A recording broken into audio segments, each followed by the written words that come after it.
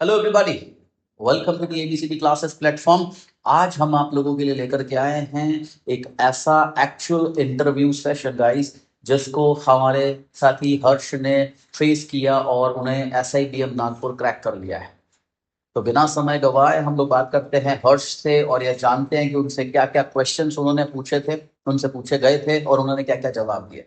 So before asking him, let's congratulate mister Harsh Maheshwari for a big success of SIBM Nagpur, as well as he has cracked BIMTech also everyone. So over to Harsh। और हम जानते हैं कि क्या question पूछे गए, कैसे इसने आंसर दिए, तो ताकि हम लोगों को भी हेल्प हो सके हमारे अगले इंटरव्यूज प्रेपरेशन के लिए। So over to Harsh. Yes Harsh, बताइए। Firstly, there were two interviewers.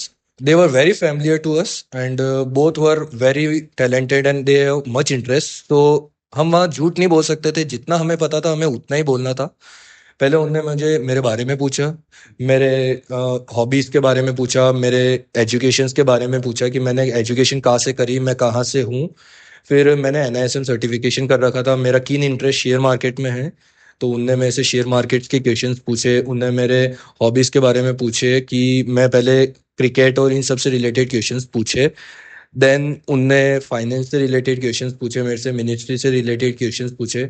और जिस ब्रांच में मुझे जाना था, कि उनने ये पूछा कि आप कौन सी ब्रांच में जाना चाहते हो, आपने ये कॉलेज क्यों सेलेक्ट करा, आपने ये ब्रांच क्यों सेलेक्ट करी। उनने ये सब क्वेश्चंस भी पूछा। मैंने एक्चुअली फाइनेंस ब्रांच के लिए बोला था, तो उनने मेरे से फाइनेंस मिनिस्ट्री के बारे में पूछा। उनने मेरे से वो बहुत फाइनेंस से रिलेटेड जितने क्वेश्चंस फ्रेम हो सकते थे उनने मुझसे वो सब पूछे। और उनने मुझसे हॉबीज पूछी मेरी, मेनली ये सब क्वेश्चंस पूछे थे।